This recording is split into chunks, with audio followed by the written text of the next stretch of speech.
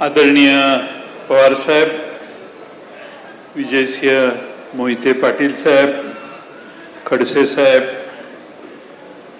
जयप्रकाश दांडेगावकर साहेब, फौजिया खान, हेमंत टकलेजी, सुप्रियाताई, प्रदेश अध्यक्ष आपले शशिकांत शिंदेजी, अनिल देशमुखजी, रमेश बंगजी, हर्षवर्धन पाटील साहेब, जितेंद्र आव्हाड साहेब, बाळासाहेब पाटील, राजेश टोपे, अमर काळे, निलेश लंके, बजरंग बाप्पा, बगरे सर, धैर्यशील मोहिते पाटील, डॉक्टर राजेंद्र शिंगणे, उत्तमराव जानकर, अभिजित पाटील, नारायण पाटील, रोहित पवार, विद्याताई चव्हाण, रोहिणीताई खडसे, सुनील भुसारा, राखीताई जाधव, रवींद्र पवार, मिलिंद कांबळे, बसवराज पाटील, सक्षना सलगर, सुनील गव्हाणे, आदिती नलवडे, सर्वच मान्यवर आणि बंधू भगिनींनो,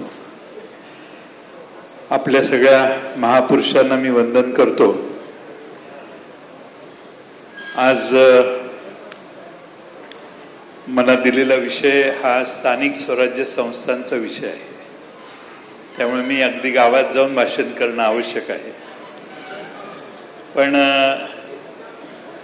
अशोक वानखेडेजींचं भाषण ऐकल्यावर आम्हा सगळ्यांना तुम्ही जेव्हा जेव्हा येता त्यावेळी नवीन काहीतरी ऐकायला संधी मिळते आणि प्रत्येक वेळेला उत्सुकतेने आम्ही तुमचं भाषण ऐकत असतो। तुमच्या भाषणातनं नवे नवे शोधी लागतात आम्हाला आणि त्यामुळं तुमच्या भाषणामुळे दिल्लीची हवा काय हे फार जवळून सर्वांना कळतं।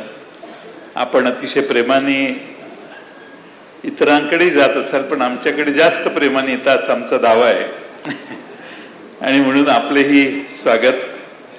आज या ठिकाणी नाशिक शहरात आपण आहोत।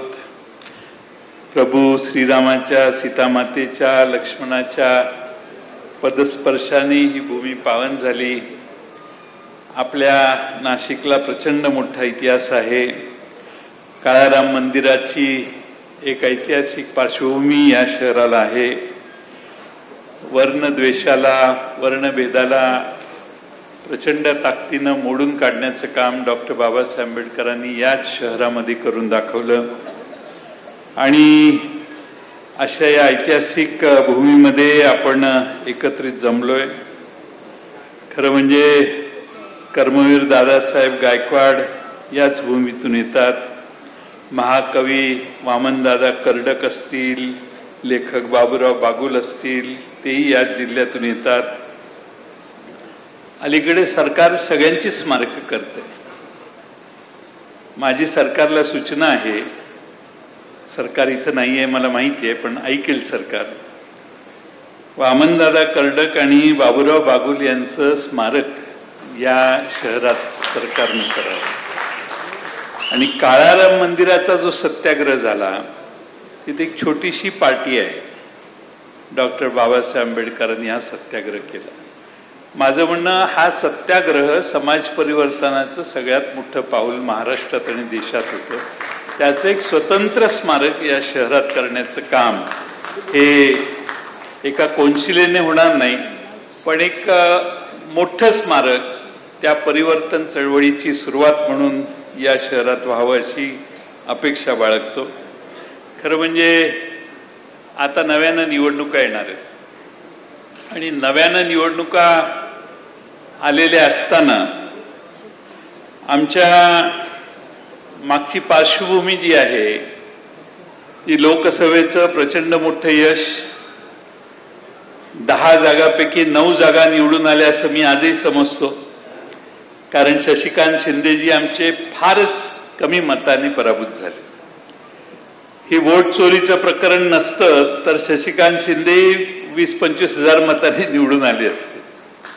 त्यामुळं 10 जागा लोकसभेला उभ्या केल्या, 8 जागा पूर्ण निवडून आल्या, 9वी जागा फार काठावर 2-3 हजाराच्या फरकानं आमची पराभूत झाली आणि भारतामध्ये एवढा चांगला परफॉर्मन्स दुसऱ्या कुठल्या पक्षाने दाखवला नाही। त्यानंतर आल्या विधानसभेच्या निवडणुका, विधानसभेच्या निवडणुकांमध्ये आम्हाला प्रचंड फटका बसला. आम्ही 89 जागा लढवायचं ठरवलं, 87 जागा लढवल्या. कारण 2 आमच्या मित्र पक्षांना, कम्युनिस्ट पक्षांना आम्हालाच द्याव्या लागल्या आणि त्या आम्ही दिल्या. आपण जर बारकाईनं बघितलं तर जागा वाटपापासून, उमेदवार निवडण्यापासून, संवाद लोकांशी करण्यापासून, ग्राउंडचा रिपोर्ट काय आहे तो उमेदवाराला 2 दिवसाने लगेच सांगण्यापर्यंत, शेवटच्या क्षणापर्यंत 87 उमेदवारांना पक्षाच्या कार्यालयातून मदत करण्याचं काम आम्ही करत होतो. आणि कुठलाही उमेदवार हा कॉम्प्रोमाइज नव्हता. अशोकराव, तुम्ही मगाशी भाषणात म्हटला एनसीपीचा एकही उमेदवाराचं डिपॉझिट गेलेलं नाही. एनसीपीचे सगळे उमेदवार एवढे काठावर येऊन लढले. बाळासाहेब पाटलांसारखा आमचा उमेदवार जो 100% निवडून येणारा 40,000 पडू शकतो. तुमच्या शेजारीच बसलेत. 40,000 ही सीट पडू शकते असं कोणीच म्हणू शकत नाही. आमच्या देशमुख साहेबांची चिरंजीव उभे राहिले, तिथं आमचा पराभव झाला. ज्या ठिकाणी अशक्य आहे अशा ठिकाणी पराभव झाले आणि त्याची आता कारणं हळूहळू पुढे यायला लागलेली. आणि ही जी कारणं आहेत त्यामध्ये सगळ्यात मोठं कारण आता मतांच्या चोरीचं आहे. हे हळूहळू पुढे आलेलं आहे आणि लोकशाहीला धोका निर्माण झालेला आहे असं म्हटलं तर ते काय आता वावगं ठरणार नाही. आता पक्ष फोडले, काही पक्ष चोरले, तेवढ्यावर समाधान झालं नाही म्हणून आता मतचोरी देखील होते अशी नवीन माहिती देशामध्ये आता पुढे येते. आता मोदी साहेबांचा वाढदिवस 17 तारखेला आहे. मला मगाशीच कोणीतरी सांगत होतं की हायड्रोजन बॉम्ब पण 17 तारखेलाच त्यांना भेट म्हणून दिला जाणार आहे. त्यामुळे 17 सप्टेंबरला वाढदिवसाच्या दिवशी या देशात राहुल गांधी काय सांगतायत याकडे सगळ्यांचं लक्ष आहे. मागचा बॉम्ब त्यांच्या मते ॲटॉम बॉम्ब होता. त्या हायड्रोजन बॉम्ब फुटायच्या आधी आमच्या जानकर साहेबांची आणि राहुल गांधींची सुप्रियाताई जरा भेट घालून द्या, म्हणजे हायड्रोजन बॉम्बच्या पुढचा एखादा टप्पा पण गाठता आला तर बघा. आज खरं म्हणजे निवडणुका 4-5 वर्षात महाराष्ट्रात झाल्या नाही. निवडणुका होत नाहीत, नगरसेवक नाहीत, जिल्हा परिषद सदस्य नाहीत. एक पिढीच्या पिढी महाराष्ट्रातनं तरुण मुलांची लोकांचं प्रतिनिधित्व करण्यापासून वंचित झाली. आज या महाराष्ट्रामध्ये प्रशासकच या सगळ्या संस्था चालवते. प्रशासक चालवते म्हणजे सरकार चालवते, म्हणजे त्या खात्याचा मंत्री चालवते. मग ग्रामविकास मंत्री असो, नगरविकास मंत्री असो, यांचंच राज्य आहे. आणि जे आता ABCD क्लास म्युनिसिपल कॉर्पोरेशन आहेत त्यात आपने सुना होगा D क्लास म्युनिसिपैलिटी के कमिश्नर जो स्टेट कैडर के थे उनको निकाल के IS कैडर के कमिश्नर लगाने का निर्णय हमारे माननीय मुख्यमंत्री ने लिया है. इसका अर्थ महाराष्ट्र में ये होता है कि वो स्टेट कैडर वाले हमारे एकनाथ शिंदे साहब के सुनते थे, वो ज्यादा उसकी सुनते हैं, मेरे नहीं सुनते. इसलिए अभी IS ऑफिसर लाने की व्यवस्था हमने की है. और इसका मतलब अगर ये है कि स्टेट कैडर के निकाल के IS कैडर के लोग लाएंगे और 2-3-4 महीना इलेक्शंस आगे जा सकते हैं, क्योंकि उनको काम करने का तो मौका मिलना चाहिए. और इसीलिए हमें मालूम नहीं कब इलेक्शन होने वाले, बिहार के इलेक्शन कब होंगे, उस चुनाव के रिजल्ट क्या आएंगे. वो अगर नतीजे उनके खिलाफ गए तो और 2-4 महीने इलेक्शन आगे भी जा सकती है. हम तो वैसे तैयार है कि कल इलेक्शन होगे तो भी हमें लड़ना है, लेकिन देश का माहौल जो है उसके ऊपर स्थानिक स्वराज्य संस्थाओं की निवडणूक कब लिए जाए, इसकी 273 वगैरह जो अमेंडमेंट की गई है उसका कोई मायना महाराष्ट्र में हम नहीं रखते. घटना का और हमारे महाराष्ट्र का कोई संबंध नहीं, ये जाते जाते सुन के जाइए. घटनेमध्ये 5 वर्षांनी निवडणूक होणारच आहे.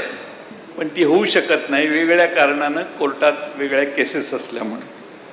आणि म्हणून आता 29 महानगरपालिका, 257 नगरपालिका, 26 जिल्हा परिषदा, 289 पंचायत समित्या यांचा गाडा एकही लोकप्रतिनिधी हाकत नाही, प्रशासक हाकतो. हे पहिल्यांदा तुम्ही सगळ्यांनी लक्षात घ्या. आणि त्यामुळं आज 5-5 वर्ष निवडणुका होत नसतील तर लोकशाहीला तो एक फार मोठा धक्का आहे. आज जर नगरसेवक, पंचायत समिती आणि जिल्हा परिषदेचे प्रतिनिधी निवडून आलेले असते तर एवढी पोकळी वाटली नसती.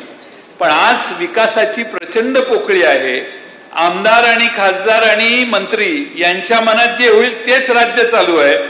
लोकांच्या मनातलं राज्य स्थानिक दृष्ट्या चालतं की नाही अशी अनेक ठिकाणी शंका आल्याशिवाय राहत नाही.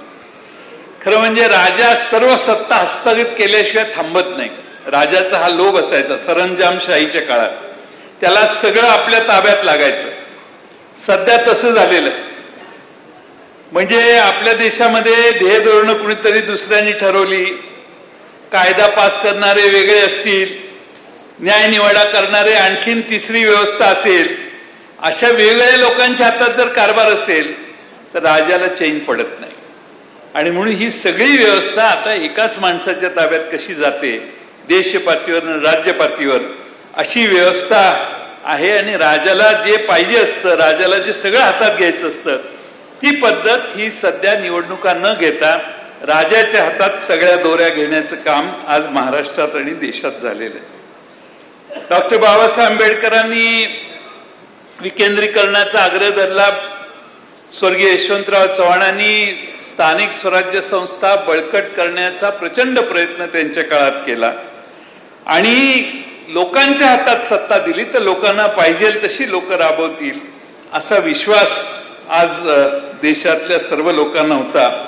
पण मी आपल्याला मगाशी सांगितलं तशी परिस्थिती आज झालेली आहे. आता निवडणुका कधी होणार याविषयी लोकांना अजूनही नक्की खात्री नाही. पण आता जिल्हा परिषदेची आरक्षणं ठरली आहेत, याचा अर्थ आता राजाच्या मनात आलेला आहे की जिल्हा परिषदेच्या निवडणुका आधी घेऊन टाकू, मग 2-3 महिन्यात दिवाळीच्या आसपास जिल्हा परिषदा होतील असा आमचा अंदाज आहे.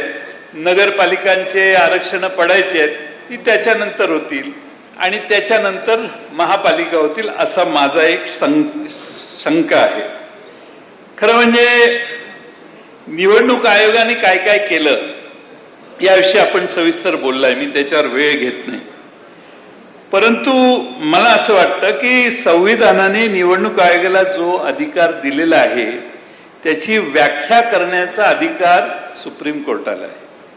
त्यामुळे कालच एक ॲफिडेव्हिट निवडणूक आयोगाने सादर केलेला आहे. निवडणूक आयोगाने सुप्रीम कोर्टात असं सांगितलेलं आहे की आम्हाला स्पेशल ड्राईव्ह जो मतदार यादीचा घ्यायचा आहे तो घेण्याचा ड्राईव्ह आमचा अधिकार आहे, आमच्या कामात तुम्ही पण इंटरफिअर करू नका. एवढं धाडस निवडणूक आयोगाचं झालेलं आहे. सुप्रीम कोर्टाला देखील निवडणूक आयोगाने सांगितलेलं आहे आम्हाला काही विचारू नका, तुमचा अधिकार तो नाही. निवडणूक आयोग निवडणूक कशा करायच्या हे आम्हालाच माहिती आहे आणि आम्हीच ते करणार आहे.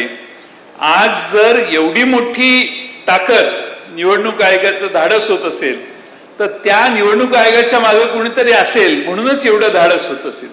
शेजारी त्या निवडणूक आयोगाला बांगलादेशमध्ये काय केलं त्या निवडणूक आयोगाच्या प्रमुखाचं हे तुम्हाला माहिती आहे.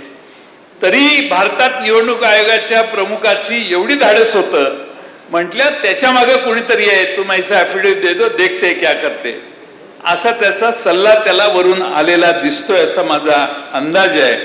आणि म्हणून खरं म्हणजे कुणाच्या ताकदीवर हा खेळ चालू आहे. आणि निवडणूक आयोगच जर आज देशाच्या सुप्रीम कोर्टाला वेगळी भाषा वापरत असेल तर मला वाटतं खऱ्या अर्थानं आपली लोकशाही धोक्यात आली आहे असं म्हटलं तर वावगं ठरणार नाही. आता काय असतं सगळीकडं टीव्हीवर बघितलं तर इकडं पाणी साठलंय, तिकडं खड्डे पडलेत, इकडं गटाराचं पाणी बाहेर आलं, तिकडं गटाराच्या पाण्यात असं झालं तसं झालं, कारण लोकांचे प्रतिनिधीच नाही. आणि म्हणून आम्ही नगरसेवकाच्याकडे पूर्वी नगरसेवक असले तर आता काय झालंय शहरात तर म्हणजे नगरसेवक स्वखर्चानेच सेवा करतात. पण आता नगरसेवक सांगायला लागलेत की आमची सत्ता नाही, आम्ही काय करू. त्यामुळे आता सगळे आखडता हात घेत आहेत. आणि निवडणुका कधी होणार, आता दिवाळीच्या आधी होणार नसतील तर यावेळी लोकांची दिवाळी बरी जाणार नाही. दिवाळीच्या नंतर 2 महिन्यात निवडणुका झाले तर लोकांचा तोटा आहे. दिवाळीच्या दरम्यान निवडणुका झाल्या तर लोकांचा फायदा आहे. मी काही वेगळं सांगायची गरज नाही. आणि त्यामुळं लोकांची दिवाळी कशी जाणार. आणि सगळे बलदंड लोक महाराष्ट्रात आहेत. तुम्ही मला मगाशी तुम्ही भाषणात सांगितलं तसं आमच्याकडे मगाशी जितेंद्र आव्हाडांनी मला वाटतं सांगितलं की सुप्रीम कोर्टाने शेवटी टेंडर मागे घेता का. आमच्याकडे टेंडर निघालं की 25, 30, 35, 38% एस्टिमेट कॉस्टच्या वर आम्ही टेंडर देतो. 30% आधी खाली आलं तर आम्हाला ते चालत नाही. त्यामुळे टेंडर काढलं, एस्टिमेट काढलं की त्याच्या 30-35% वर टेंडर दिलं तर 3 पक्ष आहेत ना सगळे मिळून. त्यामुळे जरा थोडंसं आम्हाला जादा दरानं टेंडर देणं भाग पडतं. आणि त्यामुळं 4 हा ते तर आहेच. त्यामुळं तुम्ही आमची इकॉनॉमी जी आहे त्याचा ड्रेन कुठं चाललेला आहे हे तुमच्या वेगळं सांगायची गरज नाही. आणि म्हणून मला असं वाटतं की या सगळ्या स्थानिक प्रश्नांमध्ये फार प्रचंड मोठे प्रश्न तयार झालेले आहेत. मुंबई महापालिकेचं जर उदाहरण मी तुम्हाला सांगायचं असेल तर आम्ही 31 मार्च 22ला आमच्या मुदत ठेवी 91,690 कोटीच्या होत्या. फेब्रुवारी 25ला आम्ही 81,774 कोटीवर आलो. म्हणजे 2.5 वर्षात 11,000 कोटीच्या मुदत ठेवी मोडीत काढल्या. बँकांमध्ये 81,774 कोटी आहेत. आता 16,900 कोटीच्या मुदत ठेवी आता वेगळे कर्ज वगैरे प्रोजेक्ट वगैरे याच्यासाठी आम्ही अजून मोडणार आहे. म्हणजे आम्ही 81,000 वजा 16,000 कोटी एवढे खाली येणार आहे. आणि अर्थसंकल्पामध्ये 14.15% 14.19% इतकी रेकॉर्ड ब्रेक वाढ केलेली आम्ही मुंबई महापालिकेमध्ये. आणि हा अर्थसंकल्प आता 74,427 कोटीचा झालेला आहे. एकदा पर्रिकर गोव्याचे मुख्यमंत्री असताना मुंबईत आलेले, त्यांचा माझा कार्यक्रम झाला. पर्रिकरांनी मोठं भाषण केलं. ते म्हटले मला जर लवकर जायचं मी तुमच्या आधी बोलतो. मुख्यमंत्री होते. त्यांनी काहीतरी 95 कोटी का त्यावेळी मी 2002-03चं सांगतोय तेव्हाच एवढं आमचं बजेट आहे वगैरे मोठं जोरात सांगितलं. आकड्या तर मला लक्षात नाही. मी म्हटलं महाराष्ट्रात, ते म्हटले तुमचं काय बजेट आहे. मी म्हटलं भाषणात सांगतो ऐका जरा, जाऊ नका. मी त्यांना महाराष्ट्राचं बजेट सांगितलं आणि महाराष्ट्राचं सोडून द्या म्हटलं, मुंबईचं बजेटच एवढं आहे की गोव्यासारखी 5 राज्य 10 राज्य जरी केली तरी मुंबईला प्रचंड मोठा रेव्हेन्यू आहे आणि मोठा खर्च आहे. पण आज त्या मुंबईची अवस्था काय आहे. आज मुंबईची अवस्था एवढी दुरावस्था झालेली आहे की एवढा पैसा खर्च झाला, इन्फ्रास्ट्रक्चरचं काय.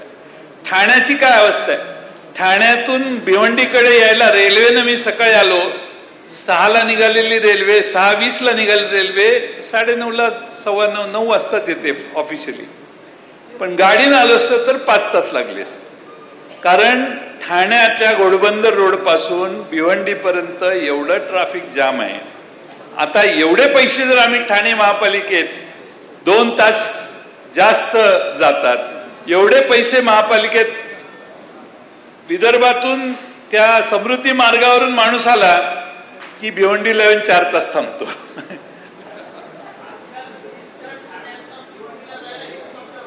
हेलीकॉप्टर वापर, हमारी तरक्की बहुत हुई है. वैसे आप गलतफहमी में मत जाइए. रास्ते खराब है तो हम हेलीकॉप्टर से जा सकते हैं, तो आप हमको कम मत समझिए. लेकिन छोटे छोटे लोग जो है वो नीचे से जाना पसंद करते हैं. उनको 4-5 घंटा कोई बड़ी बात नहीं है उनके लिए. उनको कोई दूसरा काम ही नहीं होता है. काम वाले लोग हेलीकॉप्टर में घूमते हैं. आणि त्यामुळं खरं म्हणजे मी हे यासाठी सांगतोय की प्रचंड पाऊस येणार म्हणून पैसे भरपूर खर्च केले आणि पाऊस पडला मुंबईत. आमचे एकनाथ शिंदे म्हटले जरा पाऊस लवकर आला ना. पावसाने आम्हाला न सांगता आगमन केलं म्हणून हे सगळं तुंबलेलं आहे. आम्हाला सांगून आला असता तर वेळेवर त्याला बाहेर घालवलं असतं. अशी आणि लोकही ऐकतात. म्हणजे आम्हाला आश्चर्य वाटतंय की लोक ते म्हणतील ते ऐकतात. आणि त्यामुळं आज लोक नसल्यामुळं, स्थानिक स्वराज्य संस्था जागेवर नसल्यामुळे हे महत्वाचे प्रश्न आपल्या समोर उभे राहिलेत. मी आता आज नाही, बरेच वर्षापासून, मी या पक्षाचा अध्यक्ष झाल्यापासून बूथ कमिट्या करा म्हणून सांगतो. मी स्थानिक स्वराज्य संस्था लढायची असतील तर बूथ कमिट्या केल्या पाहिजेत. मगासपासून जे आपण निवडणुकीच्या मतदार याद्यांच्या नावात वाढ कमी जास्त जे म्हणतो ते BLA अपॉइंट केले पाहिजेत. BLAला विचारल्याशिवाय मतं कमी होत नाहीत, वाढत नाहीत. ही प्रोसिजर आपण समजून घेतली पाहिजे. आपण थोडंसं विजिलंट राहिलं पाहिजे. माझी सगळ्यांना विनंती आहे की तुम्ही बूथ कमिट्या राहू दे, BLA तर अपॉइंट करा प्रत्येक बूथवर. आणि पक्षाचा BLA एकदा अपॉइंट केला तर तुम्ही यादी दिली पक्षाच्या वतीनं की हे आमचे या तालुक्यातले BLA आहेत, तर मग त्यांना बोलवून कमी जास्त मतांची चाचपणी किंवा माहिती ही तुम्हाला मिळेल. परत बूथ कमिट्यांचा आपण विरोधकांच्या नुसतीच टीका करण्यात काही फार अर्थ आहे असं माझं मत नाही. आपली रिझल्ट काय लागायचं तो लागू दे. आपली यंत्रणा अशी पाहिजे की आपल्या शेवटच्या मतदारांपर्यंत आपला प्रचार गेला पाहिजे. शेवटच्या मतदारांपर्यंत प्रचार घ्यायला बूथ कमिटी असली आणि प्रत्येक त्यांनी 50 प्रमुख केलेत, आहेत अस्तित्वात का नाही माहीत नाही, पण असं आम्ही ऐकतो. तर आपण बूथ कमिटीच्या मेंबरने 20-20, 25-25 मतं वाटून घेतली तरीही काम होऊ शकतं काही प्रमाणात. आणि बूथवर जर चुकीचे मेंबर किंवा मतदार आले तर त्याला ऑब्जेक्शन घेण्याचं काम देखील आपण सगळे वेळेत करू शकतो असं मला वाटतंय. खरं म्हणजे आपण अनेक भेडसावणाऱ्या प्रश्नांची सोडवणूक करत असताना आपल्याला काय पाहिजे ते बूथ कमिटीच्या मार्फत लोकांच्या पर्यंत कळवू शकतो. आपण आपली इच्छा काय आहे, आपल्या पक्षाचं धोरण काय आहे, देशात कोणती घटना घडली, राज्यात काय चुकीचं झालं, आपण विरोधी पक्षात आहोत, सरकारच्या बद्दल काय सांगायचं असेल ते सांगायला आपली बूथ कमिटी कार्यरत असली पाहिजे असं माझं स्वतःचं मत आहे. आता खरं म्हणजे नव्या मुंबईत पार्किंगची व्यवस्था नाही आहे. मुंबईत एका वॉर्डात नाल्याची सफाई झाली नाही, परवा मी बातमी वाचली. छत्रपती संभाजीनगरमध्ये एका वॉर्डात घाणीचं साम्राज्य आहे. इचलकरंजीत मागच्या 8-10 दिवस पाणीच पोचलेलं नाही. अशा वेगळ्या बातम्या असतात. मग ते पाणी पोचलेलं नाही म्हणून माणसं जागृत करायचं काम आपण केलं पाहिजे. बघ, आपलं सरकार असतं तर पाणी आलं असतं की नाही, यांच्यामुळे येत नाही. एवढं तर सांगायला आळस करू नका. एवढं आमच्या ताब्यात द्या, आम्ही इचलकरंजी शहर दुरुस्त करून दाखवतो, एवढी सांगायची व्यवस्था झाली तरी माणसाला वाटतं की काय नाही, यांच्यात जरा हे आता बदल करायला हरकत नाही. परत मतदार यादीमध्ये घोळ दिसतोय त्याचं व्हेरिफिकेशन करायला आणि लोकांना सांगायला की आम्ही निवडून आल्यावर आम्ही काय देणार याचा कार्यक्रम प्रत्येक शहरात, प्रत्येक तालुक्यात, जिल्ह्यात आपला तयार करायला सुरुवात करावी अशी माझी विनंती आहे. आपलं काय आहे, आपलं अलायन्स कुणाशी होणार, मग शिवसेना काय म्हणणार, काँग्रेस काय म्हणणार, मग आपलं किती जागा मिळणार, डोक्यातनं काढून टाका. त्यांच्याशी चर्चा करणार आहोत. मित्रपक्षाशी जिल्हा स्तरावर चर्चा करायचा अधिकार पवार साहेबांनी आणि शशिकांत शिंदे साहेबांनी जर आदेश दिला तर जिल्हा स्तरावर तुम्हाला सगळ्यांना मिळेल. जिल्हा स्तरावर दिलेला आहे, देण्यात आलेला आहे, तर आपण जिल्हा स्तरावर चर्चा सुरू करा. आता वॉर्डात आरक्षण काय पडतं ह्याची वाट न बघता संवाद सुरू करा. आपल्याबरोबर मित्रपक्ष कोण कोण येणार आहेत त्याचा अंदाज घ्या, आपली तयारी करा. आणि माझी सूचना आहे की नव्या चेहऱ्यांना संधी देऊ आणि बहुतेक स्थानिक स्वराज्य संस्थेत नवीन लोकच पुढे येतील. आता 2 प्रकारची मानसिकता असते. पैसे नाहीत, आम्हाला काय जमणार नाही असा म्हणणारा एक मोठा वर्ग आता निघेल. कारण समोरच्याकडून एवढे गले लठ्ठ, मग हा पक्ष एका वॉर्डात 5 कोटी देणार, दुसरा म्हणतो आमचा पक्ष 3 कोटी देणार, तिसरा पक्ष म्हणतो 7 कोटी देणार, असे आकडे मोठ्या महापालिकांचे चाललेत. आणि त्यामुळं एवढी रेलचेल आहे. माझं मत आहे पैसा फार महत्वाचा नसतो. तुम्ही माणसांपर्यंत पोचणार असाल तर माणसं तुमच्या मागे लागतील. तुम्ही माणसांपर्यंत पोचला नाही, नुसते पैसे पाठवले तरी मतं येत नाही. त्यामुळे माणसांपर्यंत पोचण्याची यंत्रणा नव्या पिढीतल्या तरुण मुलांची आपण करावी अशी माझी आपणा सर्वांना विनंती आहे. आणि ही एक संधी आहे नवे चेहरे पुढे आणायची. मला आठवतं की 78 साली काँग्रेस फुटली. तिरपुडेंच्या नेतृत्वाखाली इंदिरा काँग्रेसचे 78 बहुतेक आमदार त्यावेळी निवडून आलेले. सगळे नवीन चेहरे होते. सगळे 80% चेहरे तिरपुडेंच्या नेतृत्व, तिरपुडेंनाही ओळख नसेल कदाचित त्यावेळी, सगळे नवीन चेहरे इंदिरा गांधींच्या नेतृत्वाखालच्या काँग्रेसचे महाराष्ट्रात आलेले, 78च काहीतरी आलेले, सगळे तरुण. आणि बऱ्याच जणांना बॅकग्राऊंडही नव्हती. एका जनतेनं एकदा ठरवलं ना की पलटी करायची काही चालत नाही. आणि म्हणून माझी विनंती आहे की नव्या चेहरे हुडकायला सुरुवात करा. चांगले चेहरे, स्वच्छ चेहरे, पैसे आहेत म्हणून त्याच्या मागे जाऊ नका. तो पक्षाच्या मागे येणार असेल तरच एखाद्याला तिकीट द्या.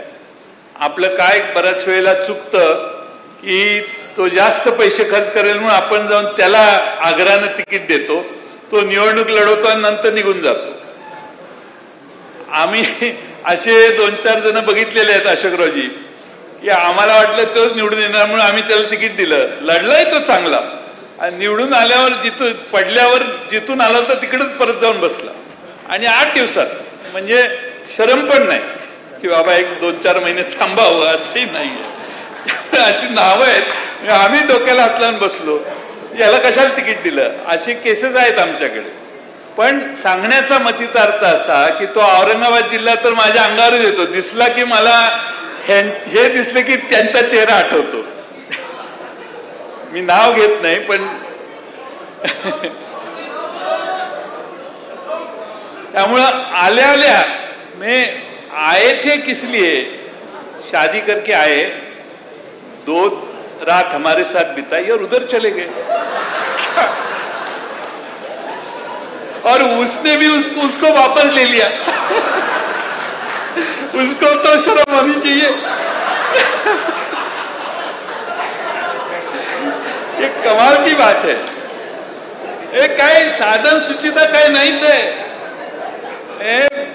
तुम्ही तत्व सांगत होता मगासपासून आणि मी सध्या महाराष्ट्रात काय परिस्थिती आहे ते आठवत होतो.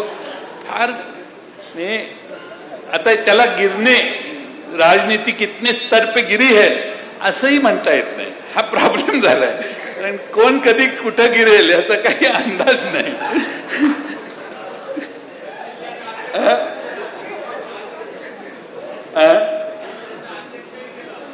हो, पण नवे चेहरे दिले तर काय होतं. ते बगरे सर आहेत ना, आता हे जरा बरे कपडे घालायला लागले. तालुका अध्यक्ष होते माझ्या पक्षाचे, साधे होते, कुणी म्हणत नव्हतं की हे निवडून येतील. पण ते जायंट किलर ठरले. केंद्रीय मंत्र्यांना तुमच्या पाडून ते निवडून आले. त्याच्या शेजारी बाजूला गडी बसला की नाही बाप्पानी पण मोठा पराक्रम केलेला आहे. त्यामुळं लोक कुणाला निवडून देतात, ज्याच्या हाताला धरून काम करून घेता येईल अशा गरीब सामान्य माणसाला. जो मगरुरीने जगतो, जो भेटणारच नाही असं वाटतं, त्याला लोक नमस्कार करतात, पण मतपेटी दुसरीकडे जाते. आणि म्हणून बजरंग बाप्पा आमचे लंकेंच्या इंग्रजीवरून त्यांची खिल्ली उडवली. पण इंग्रजीतच शपथ घेतली यांनी. त्यांचा दावा होता इंग्रजी येत नाही, पण इंग्रजीतच शपथ घेतली. त्यामुळं हे कलाकार आहेत. तुम्ही त्यांच्या गड किल्ल्याच्या मोहिमेला एकदा या ना. काल इकडे होता तर काल खरं जायला पाहिजे होतं किल्ल्यावर. कालच मोहीम होती त्यांची.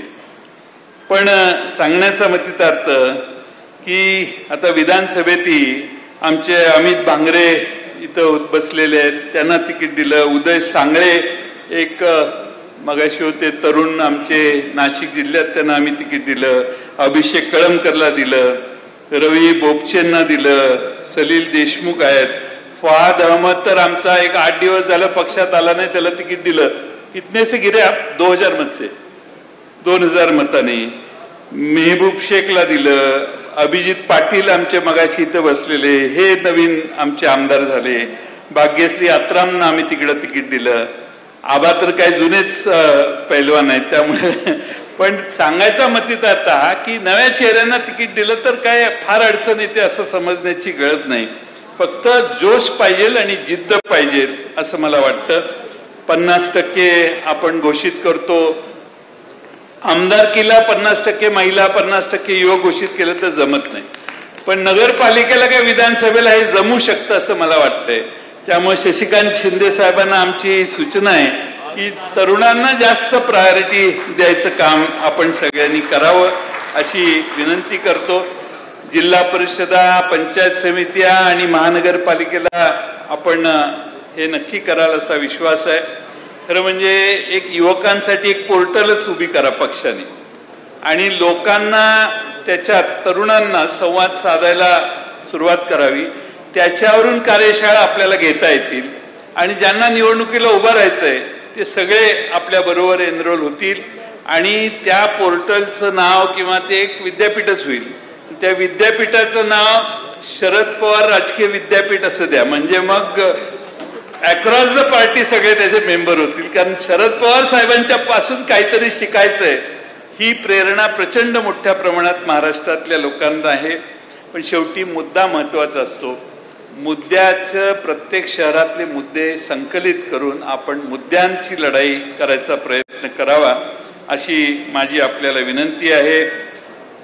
नरेटिव्ह सेट करायला काहीतरी आपण चळवळ केली पाहिजे. अजूनही वेळ गेला नाही, 3 महिने आहेत, 4 महिने आहेत.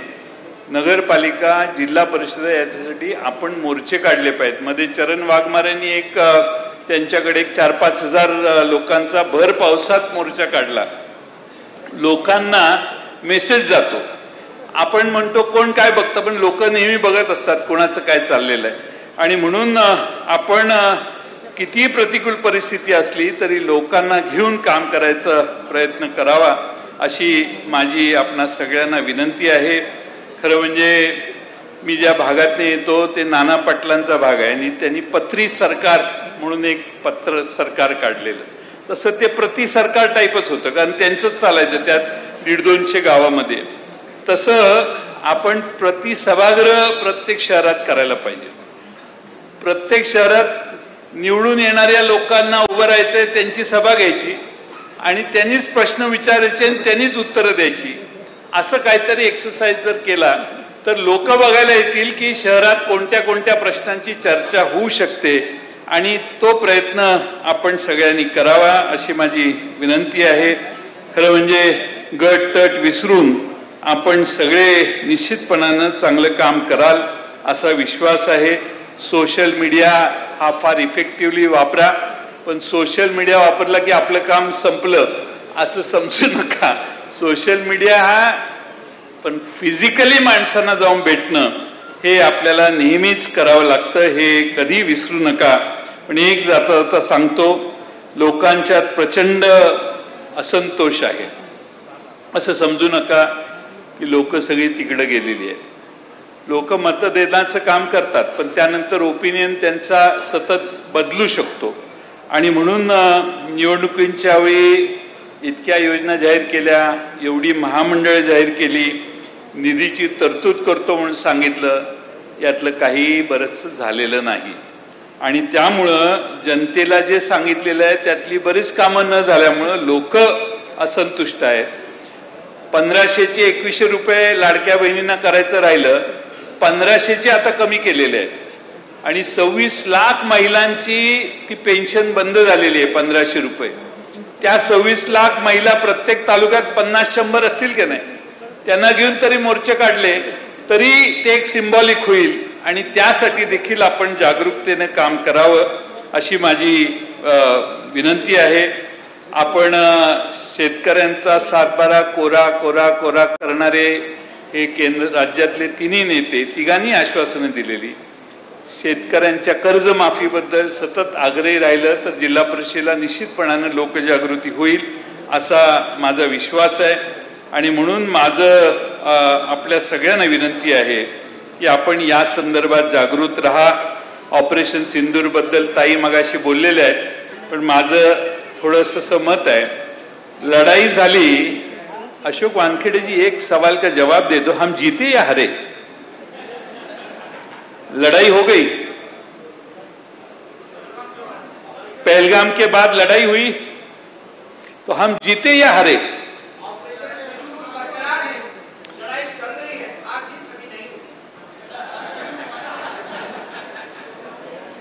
आम्हाला असं वाटलं की चुन चुन के मारेंगे, घुस के मारेंगे, वो पाकिस्तान ऑक्युपाइड कश्मीर ले लेंगे. ये तीनों चीजें होने की बहुत आवश्यकता थी.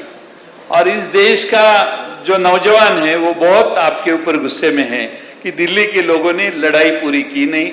और वो राष्ट्रपति ट्रंप जो है उसका क्यों सुनते हो आप लोग? उसने आपकी वॉर रुकवा दी.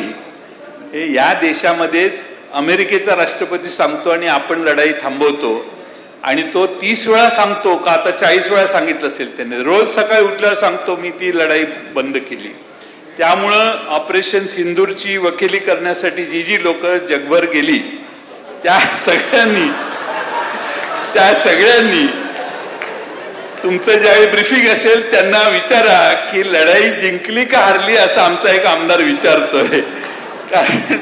कारण हा प्रश्नच महत्वाचा आहे की आपल्या देशामध्ये आपण एवढी मोठी लढाई करायला गेलो, पण आम्हाला वाटलं की आता काय पाकिस्तानचं खरं नाही.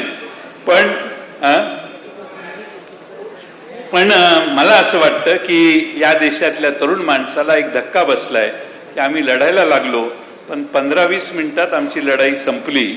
आणि त्याचाच प्रश्न सामान्य लोकांना पडलेला आहे. हे सगळे प्रश्न तुम्ही चौकात जाऊन उभं राहून विचारा, लोक म्हणतील हेच बरोबर आहे.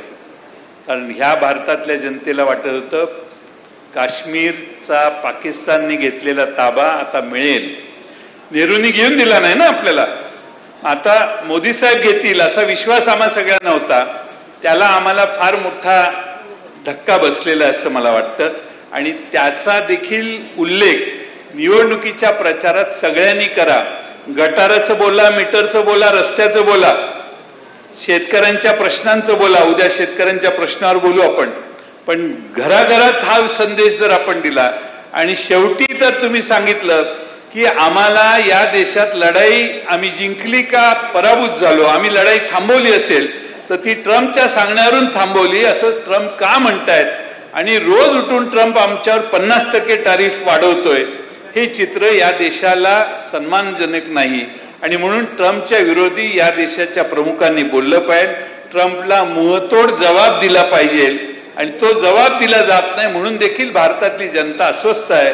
एवढंच मी आपल्याला या निमित्तानं सांगतो. पुन्हा एकदा मला बोलण्याची संधी शशिकांत शिंदे साहेबांनी आणि आयोजकांनी दिली, त्यांचे आभार मानतो आणि माझे 2 शब्द संपवतो. धन्यवाद पाटील साहेब. खरं तर जयंत पाटील साहेबांचा भूत